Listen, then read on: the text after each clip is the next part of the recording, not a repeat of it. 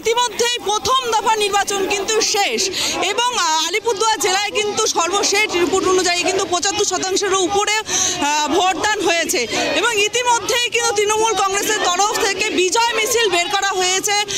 তৃণমূল কংগ্রেস প্রার্থী যিনি রয়েছেন প্রকাশ চিকবাড়াই তার সমর্থনে। আমরা সরাসরি তার সাথে কথা বলে নেব, তিনি কি জানাচ্ছেন।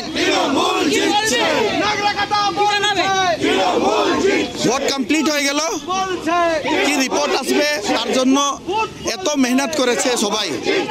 আজকে একটা খুশির একটা মিছিল, কেন আমরা জানি কি রেজাল্ট হবে। কিছুক্ষণ আগে খবর পেলাম আলিপুরদুয়ার জেলার বড় বড় নেতাগুলো টিএমসির তারা বিজয় মিছিল করছে।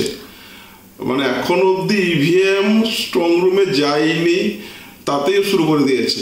আসলে এটা একটা চক্রান্ত এবং তারা ভেবেছে এইগুলো কাণ্ডকীর্তি করে এই সমস্ত ছেলে খেলামি করে বিজেপিকে তার মনোবলকে ভেঙে ফেলবে।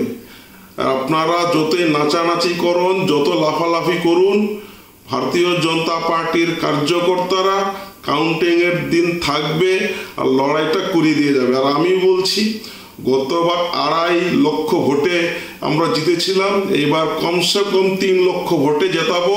আর এই সমস্ত নেতাদের দেখবেন ইলেকশন রেজাল্ট পর খুঁজে পাওয়া যায়। তৃণমূল কংগ্রেস কর্মীরা কিন্তু যথেষ্টই দাবি জানাচ্ছেন যে তারা জিতবে এই আলিপুরদুয়ার লোকসভা কেন্দ্র থেকে। অর্থাৎ আলিপুরদুয়ার লোকসভা কিন্তু মোট ৫টি বিধানসভা কেন্দ্রকে নিয়ে তারা এই 5টি বিধানসভা কেন্দ্রেই কিন্তু তারা জয়লাভ করবে।